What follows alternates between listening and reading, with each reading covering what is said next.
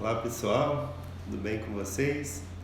Espero que estejam todos bem e bem animados aí para mais uma reflexão da nossa EBT, né? Escola Bíblica de Treinamento, ainda de forma remota, mas se Deus quiser, em breve nós estaremos reunidos novamente, né? Eu deixei para tirar a máscara aqui em frente às câmeras, foi de propósito, né? São, na verdade, mais de 6 meses, assim, né? Coloca máscara, tira máscara. Isso já acabou se incorporando nos nossos hábitos, né? Dificilmente você já sai de casa sem máscara, às vezes esquece, tem que voltar para buscar também. Nós estamos aí diante de uma nova rotina, né? Eu ouvi alguém dizer que não vê a hora disso acabar, né? Se referindo à pandemia, para que as nossas vidas voltem ao normal, né? E na verdade quem não está, né, doido para que tudo isso acabe logo, né? Mas no final das contas, o que significa voltar ao normal, né? O que é uma vida normal? Muito se ouve falar aí nos meios de comunicação que após a pandemia existirá um novo normal. Mas o que será isso, né? Como que será a nossa vida depois dessa pandemia? Vocês já pararam para pensar a respeito disso? Será que nós voltaremos a viver como antes, né? Ou nós teremos que nos adaptar aí a esse chamado novo normal?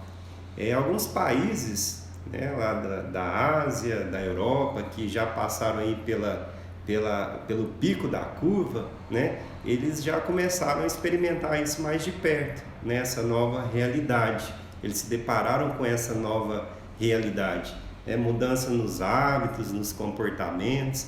Aqui também a gente já começa a observar isso desde o início da pandemia também.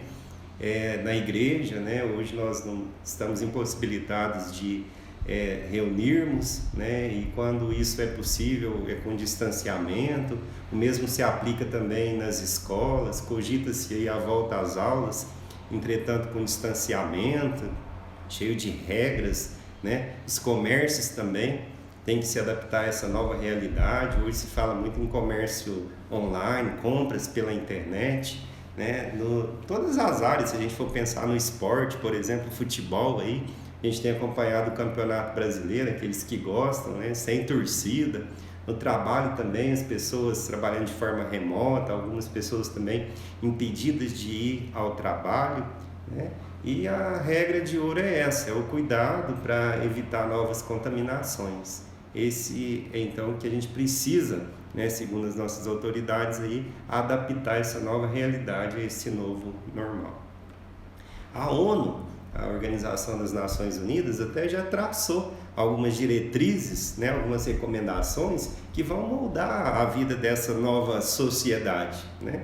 Então nós vamos passar, então, segundo essas diretrizes, segundo essas orientações, a nos preocupar mais com a chamada responsabilidade compartilhada, né? Aquilo que eu faço que vai interferir na vida do outro, os cuidados que eu preciso ter, não só com a minha própria saúde, só com a minha própria vida, mas também visando a saúde coletiva, né? Essas diretrizes também orientam uma solidariedade global, uma urgência, né? Ações urgentes, principalmente para aqueles países que foram mais afetados, aqueles países pobres, né? Ou de terceiro mundo, em desenvolvimento.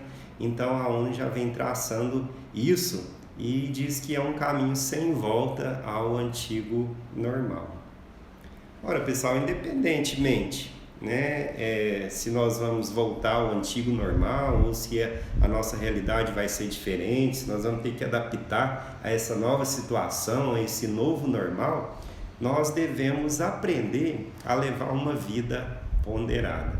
E esse é o tema do nosso assunto, da nossa aula de hoje, uma vida ponderada. É preciso saber viver, né? Como diz a música, a famosa música aí, e não é um vírus ou uma situação que o mundo vai enfrentar, quer seja uma guerra, quer seja outra situação de calamidade, que vai moldar a forma que nós vamos agir, a forma que nós vamos pensar, a forma que nós vamos nos comportar. Nós já tivemos a oportunidade de estudar juntos aqui, Romanos 12, no versículo 2, em que o apóstolo Paulo orienta que nós não devemos nos amoldar com esse mundo, né? Não adquirir a forma, se adaptar a esse mundo, mas que nós deveríamos transformar a nossa mente, né? Renovar a nossa mente, e aí a gente vai experimentar qual seja a boa, agradável e perfeita vontade de Deus. Então, não é a situação que vai nos moldar, né? Mas nós temos que viver uma vida ponderada, baseada em princípios e baseada em propósito. Mas o que é de fato, ou o que significa, então, dando entrada aí no nosso assunto, né? O que significa uma vida ponderada? Se a gente for procurar o significado disso no dicionário, na internet, nós vamos perceber ou verificar que uma vida ponderada significa viver de forma equilibrada, serena, tranquila, prudente, sensata, nem na superficialidade, nem complicado demais, né? Porque às vezes as pessoas são extremistas, né? Ou levam a vida lá Zeca Pagodinho, né? Deixa a vida me levar, a vida leva eu. E por outro lado tem aquelas pessoas que complicam muito, né? Gostam de complicar pequenas situações, complicam até mesmo o evangelho, né? Ficam presos aí a determinadas coisas, nos relacionamentos também complicam, sendo que a vida é leve e não deve ser levada de forma tão complicada. Uma vida ponderada, o significado dela também é viver segundo os padrões bíblicos, né? Como eu disse anteriormente, significa ter a vida dirigida por propósitos e para glorificar a Deus. Se a gente for ver lá no Catecismo Breve, né, de Westminster, quando pergunta lá qual que é o fim supremo do homem, a gente vai verificar lá que é glorificar a Deus e alegrar-se nele para sempre. Esse é um princípio, então, um significado de se viver uma vida ponderada. E o outro significado também que a gente poderia agregar aqui é que nós temos que viver de forma ponderada, lembrando que aqui não é o nosso lar, esse mundo não é o nosso lar. Nós somos peregrinos aqui, nós somos passageiros. E como a gente já estudou também a respeito do tempo, o nosso tempo aqui ele é muito breve. Então, como que a gente não perde tempo então com mediocridade, com complicação? O que é necessário então para a gente viver uma vida ponderada? Então, nós vamos dar continuidade a essa série, né, no livro de Eclesiastes, com estudos sobre o livro de Eclesiastes.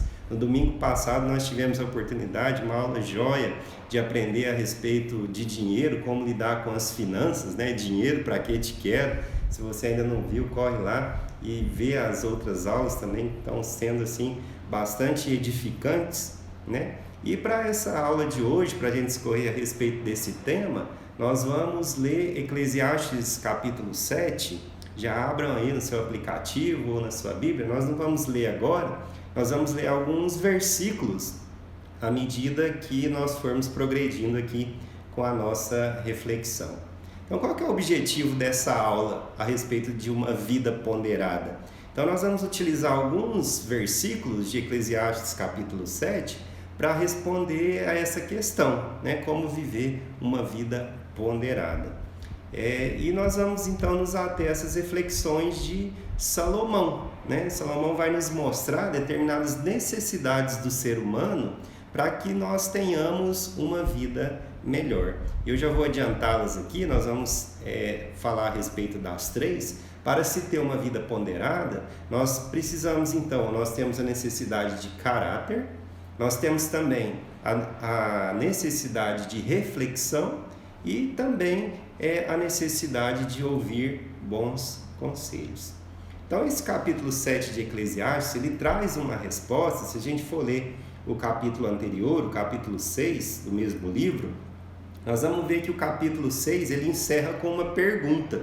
Versículo 12 diz assim: pois quem sabe o que é bom para o homem durante os poucos dias da sua vida? Então o capítulo 7 começa a responder essa pergunta: quem sabe o que é bom para o homem durante os poucos dias da sua vida? Então, para responder essa pergunta, aí no capítulo 7, Salomão utiliza os chamados provérbios melhor do que ou também chamado de provérbios de valor comparativo. É mais ou menos isso. Melhor isso do que isso. Melhor isso do que isso. Nós vamos ver, então, que esses provérbios, eles mostram que, apesar das durezas da vida, elas podem trazer aprendizados profundos para nós a esse respeito.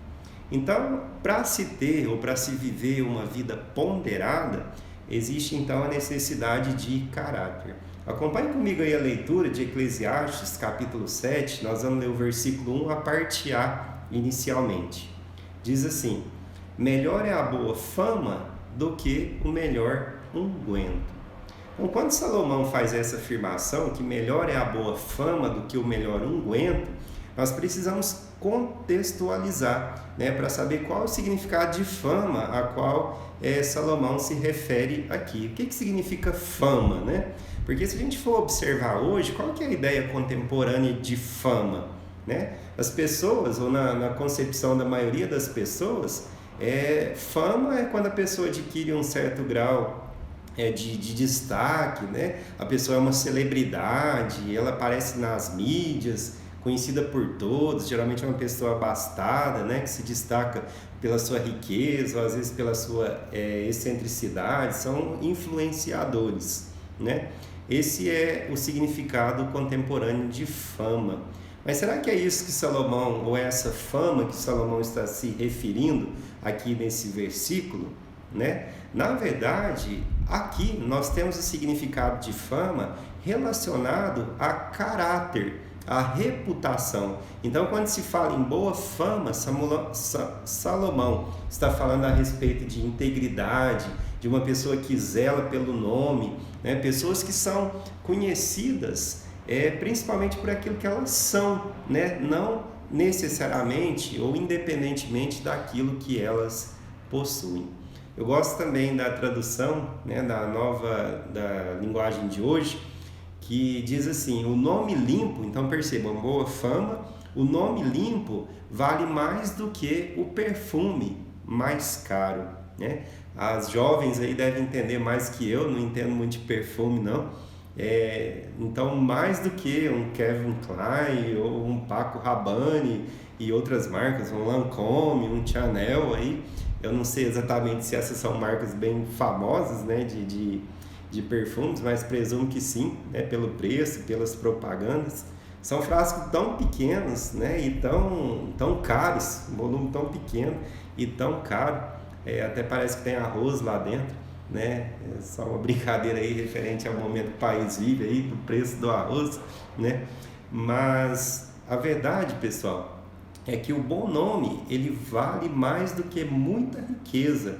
Isso aí também está registrado em Provérbios 22, 1, né? Então, realmente, as riquezas ou os mais caros perfumes, né, representando aí os bens de consumo, os desejos de consumo, eles podem ser adquiridos de forma ilícita, né, por pessoas corruptas, fora da lei, por ímpios, por ateus, né? Porém, a boa fama, né, que é fruto de um bom nome, tem a ver com caráter, tem a ver com essência e não necessariamente com dinheiro, né?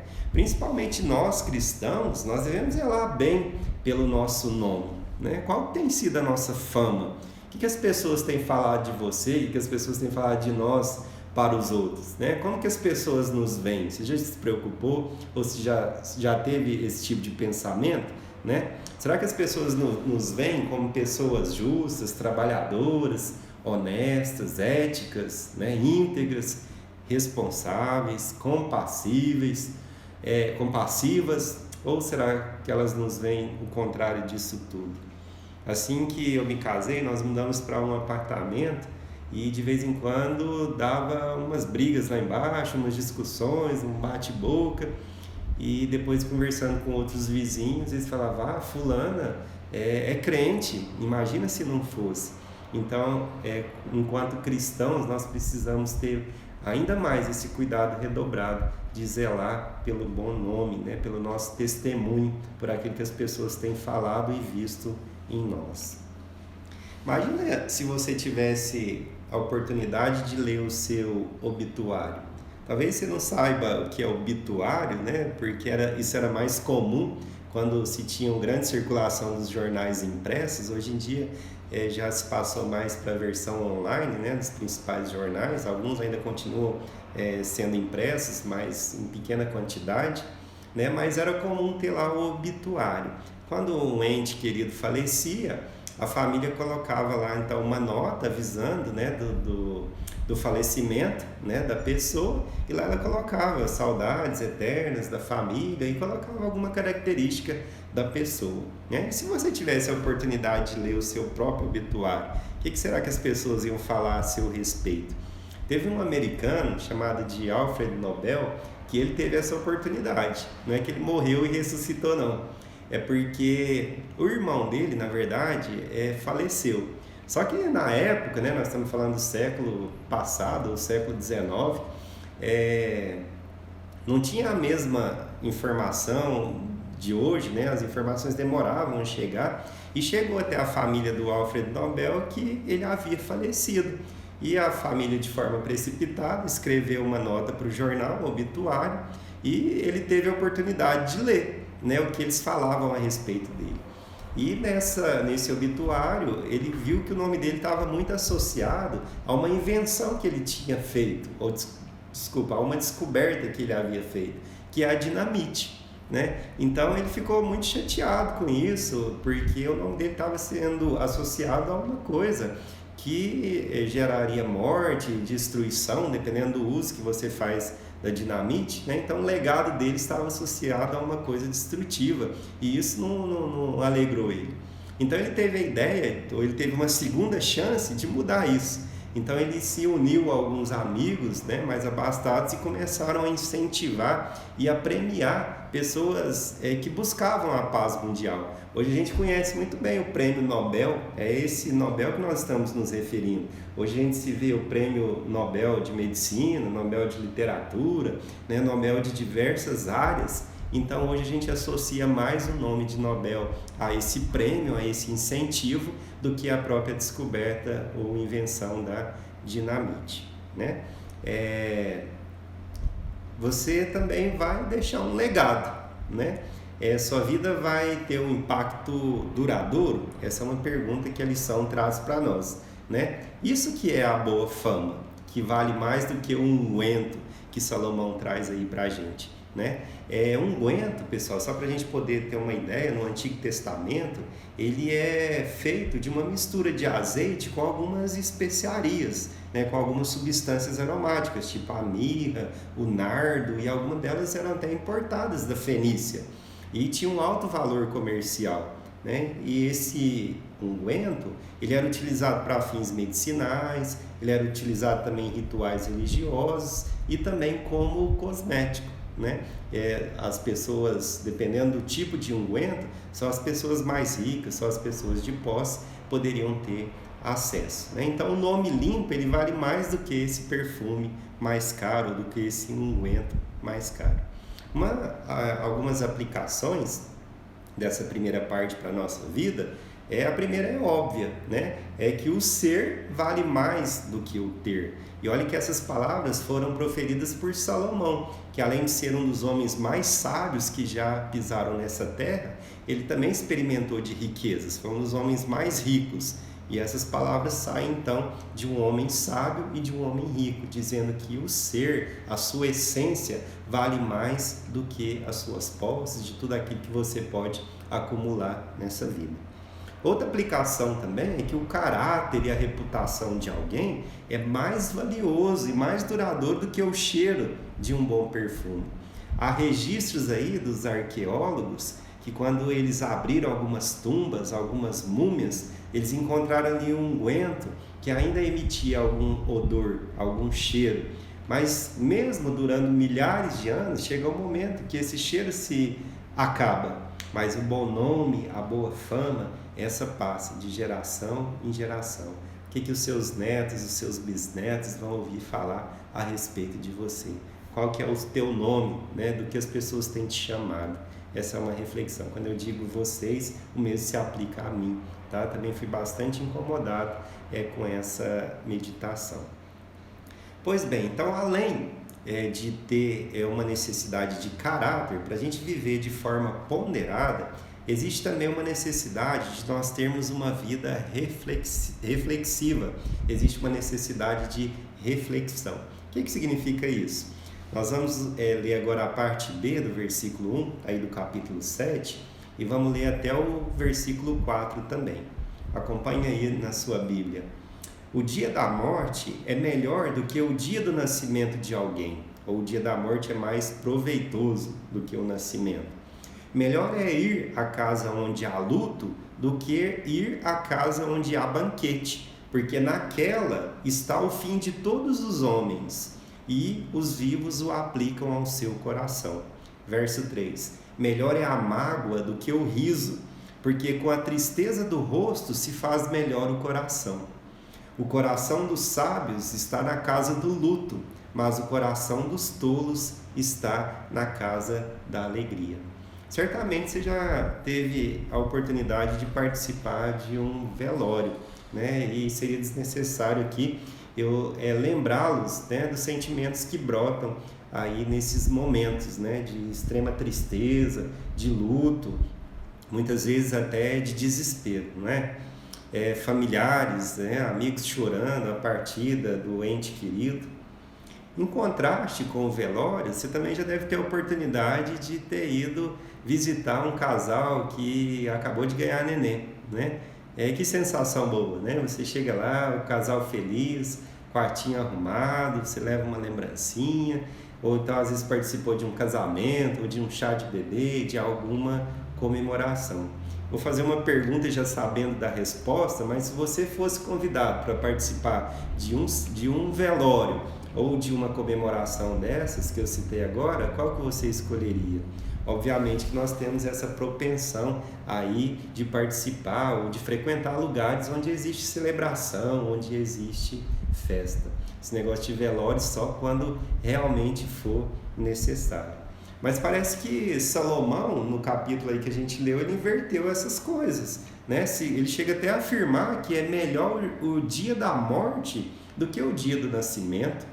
Melhor é ir à casa onde há luto do que ir na casa onde tem um banquete.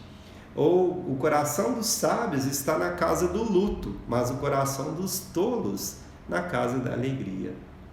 Será que Salomão era um tipo assim, masoquista, que gostava da tristeza, que gostava do luto, ou passava por algum processo depressivo, né? Porque o velório, o cemitério são um dos lugares mais tristes, né, da existência humana. Por mais que nós saibamos que a vida é finita, né, que um dia todos nós vamos enfrentar a morte, nós não estamos acostumados com isso, né? Mas se a gente parar para pensar e for analisar o livro de Eclesiastes, existem sim benefícios da gente estar presente nessas ocasiões em que a morte é o assunto principal, né? Então o autor de Eclesiastes, ele procurou sentido na vida e encontrou uma das lições mais importantes na morte.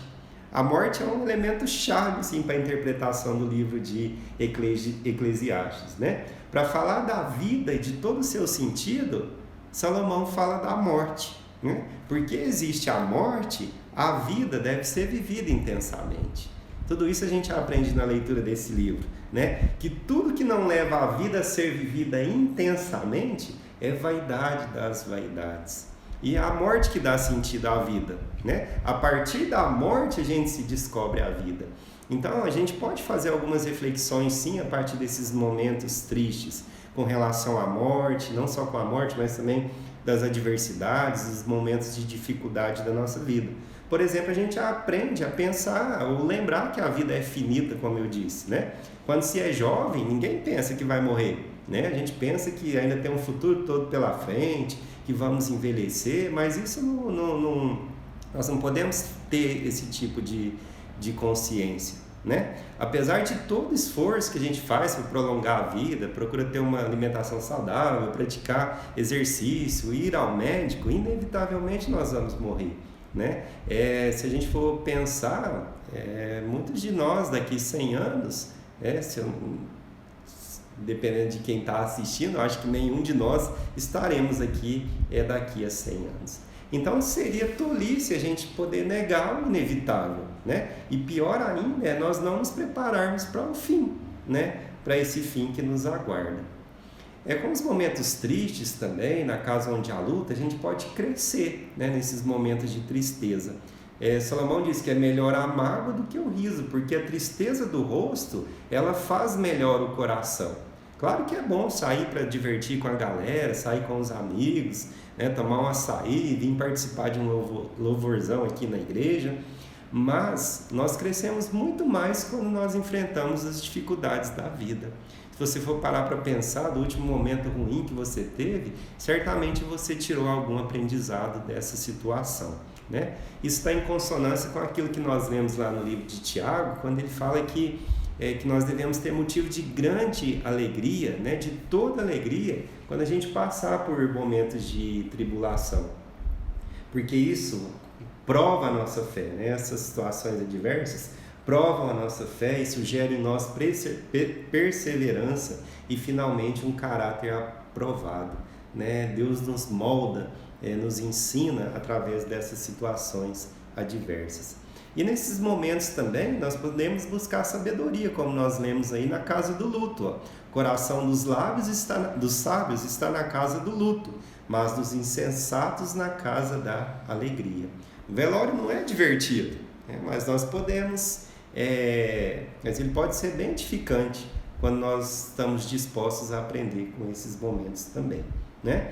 E ele termina também dizendo que é melhor terminar do que começar. Melhor é o fim das coisas do que o seu princípio. Melhor é o paciente do que o arrogante. Se nós chegarmos ao fim da vida em comunhão com Deus e com a expectativa de repousar eternamente na sua graça, realmente será melhor do que o começo da vida. Então nós caminhamos para um destino final, como eu disse, que o nosso lar não é aqui, nós somos peregrinos. A partir do momento que nós nascemos, nós já estamos voltando para casa. Já pensaram nisso? Então, que nós sejamos sábios, né, e aproveitemos essa vida assim como uma oportunidade única, né, de nos preparar para a eternidade. E as implicações aqui dessa segunda parte também são óbvias, né, que se nós estivermos num ambiente mundano, festivo, alegre, nós não vamos parar para fazer esse tipo de reflexão. Agora, na casa do luto, nos momentos tristes, né, que nós nos prostramos mesmo diante do Senhor, que nós mostramos mesmo a dependência, nós refletimos a respeito da vida, né, isso indica sabedoria. A gente pensa na brevidade da vida, né, e nós não vivemos como se a vida fosse durar para sempre aqui nesse mundo. Como que está a sua vida? Né? Você já fez essa reflexão hoje? Como e para que estamos vivendo? E em terceiro e último lugar, para que nós tenhamos uma vida ponderada, né, existe a necessidade de ouvir bons conselhos. Eclesiastes 7:5 diz assim: melhor é ouvir a repreensão do sábio do que ouvir alguém a canção do tolo. Seja honesto aí com você mesmo. Você gosta de receber conselho? Quando alguém te chama no canto e fala assim, não, deixa eu te dar um conselho. Acho que ninguém gosta de ser repreendido, né? De ser chamado a atenção. Talvez o sentimento que brota aí nessa chamada, né, deve ser um misto de raiva, de indignação, às vezes até de vergonha, né? Dizem até que conselho, se fosse bom, ele seria vendido, né, e não dado. Os jovens não gostam de conselho, né? Os idosos acham que não precisam mais de conselho. E a turma do meio aí não aceita conselho dos jovens porque consideram que eles são inexperientes, né, para dar algum tipo de conselho, e também não aceita conselho dos idosos porque acham que os idosos já estão ultrapassados ou que eles já tiveram a oportunidade deles de errar, e todo tipo de argumento. A verdade, em suma, então, é que ninguém gosta de ouvir conselhos, né? Conselho, pessoal, é uma experiência, né, que outra pessoa pode passar para a gente, que tenta nos orientar em determinada situação da vida, né? Conselho também é fruto de maturidade, de sabedoria de alguém. Não necessariamente que a pessoa precise ter vivido, né, aquela situação idêntica para poder te dar uma direção, um caminho a seguir. Eu quero rapidamente lembrar de uma passagem aqui do livro de Reis, que conta a história da sucessão do trono após a morte de Salomão, né? Salomão, filho de Davi. Davi reinou por 40 anos, depois Salomão por mais 40 anos, e após a morte de Salomão ele foi substituído pelo seu filho Roboão. E no tempo de Roboão o povo estava muito insatisfeito, né? Estava assim, com muitos impostos, muito jugo sobre a cabeça deles, e porque eles tinham vindo, né? Se a gente for lembrar da construção do templo, o povo tinha se dedicado, tinha investido muito ali do seu tempo, dos seus pertences na construção do templo, mas agora no entendimento do povo, eles estavam sendo subjugados, estava sobre eles um jugo pesado dos impostos. E eles foram pedir para Roboão para aliviar a barra, né? Se a gente for ver lá em 1 Reis, capítulo 12, versículo 4, a população diz assim a Roboão: teu pai agravou o nosso jugo, agora pois alivia tu a dura servidão de teu pai, o pesado jugo que nos impôs, e nós te serviremos. Aí é como se o povo estivesse falando: alivia aí para nós, está pesado, imposto tá difícil, né? E Roboão pediu 3 dias, né? Se a gente for dando continuidade na leitura, para pensar. Até aí tudo bem, né? Uma atitude sensata. Antes de dar uma resposta sem pensar, ele pediu 3 dias para pensar e o povo voltou para a casa deles. Aí o Roboão foi nos anciãos, também uma atitude louvável, né? Para pedir conselho, o que ele devia fazer. E os anciãos, se a gente for ver lá em primeiro livro dos Reis, capítulo 12, 7, eles disseram para que ele realmente atendesse o pedido do povo, né? Que diz assim: se hoje fores servos deste povo e os servires e responder para eles e lhe falarem boas palavras, todos os dias esse povo será teu servo, né? Roboão virou as costas e foi pedir conselho da galera também, daqueles jovens que cresceram junto com ele, e eles falaram o oposto dos anciãos. Eles falaram assim: não, que aliviar aqui nada. Você chega para o povo e fala assim, ó, Reis 12, 10, 11: meu dedo mínimo é mais grosso do que os lombos do meu pai. Assim que meu pai vos carregou de um jugo pesado, ainda eu aumentarei o vosso jugo. Meu pai vos castigou com açoites, porém eu vos castigarei com escorpião. Imagina só falando isso para o povo, né, de uma soberba tamanha, né, de uma falta de compaixão, e o resultado a gente sabe que isso aí foi o estupim para a divisão do reino, né, de Israel e Judá, por causa de um conselho mal recebido, né, pelo filho de Salomão. Melhor é ouvir a repreensão do sábio do que ouvir a canção do tolo. E para a gente finalizar, algumas implicações aqui dessa terceira parte. Então, se a gente quiser viver uma vida ponderada, que nós saibamos ouvir bons conselhos, né? Como saber que um conselho é bom? A primeira coisa, ele precisa estar de acordo, alinhado com a palavra de Deus. E verificar também qual é a fonte, ou em qual pessoa você tem buscado aconselhamento, né? Procure pessoas que sabidamente têm uma vida reta, uma vida com Deus, que têm um bom testemunho, os pastores, nossos pais, né? Pessoas que realmente têm uma vida consagrada a Deus e além da própria palavra de Deus, né? Que é a fonte principal aí, da nossa sabedoria e onde que nós devemos buscar conselhos. Pessoal, terminando então, pena que a gente tem que ser mais corrido, né? Porque esse tipo de aula precisa ser mais dinâmica. Mas concluindo, então, nós não sabemos, né, se no futuro nós teremos que continuar aí usando máscara, como que vai ser a nossa realidade. Tira a máscara, coloca a máscara, né? Será que nós vamos voltar ao que era antes, ou será que nós vamos ter uma nova realidade? Mas como eu disse na introdução, independentemente disso, nós não devemos deixar que as situações nos moldem, né? Nós fomos chamados para influenciar e não sermos influenciados. Então, independentemente da situação, nós temos que lembrar que nós somos embaixadores de Cristo aqui nessa terra. Nós somos chamados para ser sal da terra, para ser luz do mundo. Então, para tanto, nós devemos aprender a viver de forma ponderada, né? Sendo imitadores de Cristo e nos atentando para essas 3 necessidades aí que nós acabamos de discutir. necessidade de caráter, necessidade de reflexão, de ter uma vida reflexiva, né? E também buscar bons conselhos quando necessário.